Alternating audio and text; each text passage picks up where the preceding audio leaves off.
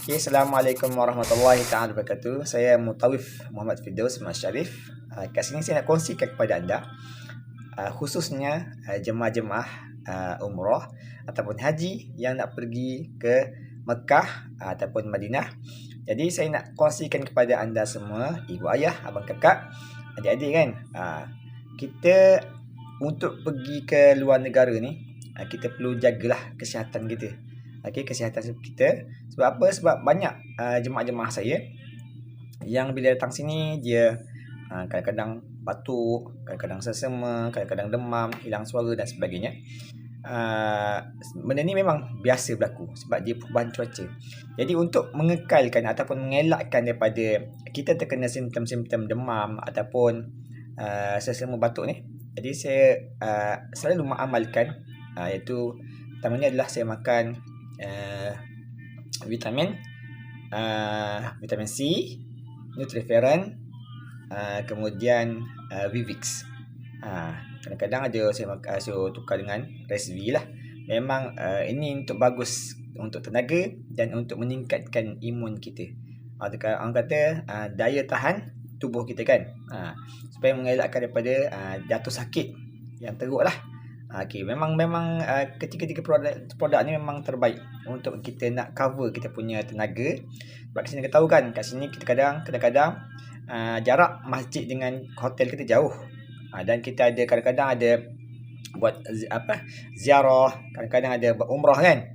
Biasanya kalau setengah-setengah kes dia akan bagi jemaah 3 kali umrah kan. Jadi semua tu memerlukan tenaga.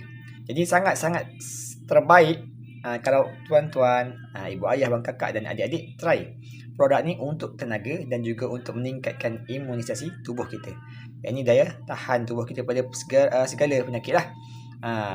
Memang terbaik. InsyaAllah saya sampai sekarang saya amalkan. Dan sebulan puasa itu Alhamdulillah saya makan produk ni. Saya tambah lagi satu ESP.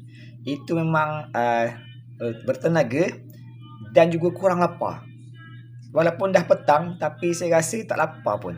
Pada pagi tu kita ada umrah, umrah Jaranah kan.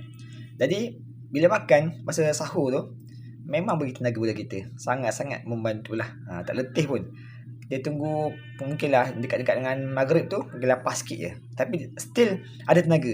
Tenaga still tak turun-turun lagi. Kita ulang alik ke masjid memang seronok kan. Seronok memang Allahu Akbar. Memang kita tujuan datang sini untuk ibadah kan.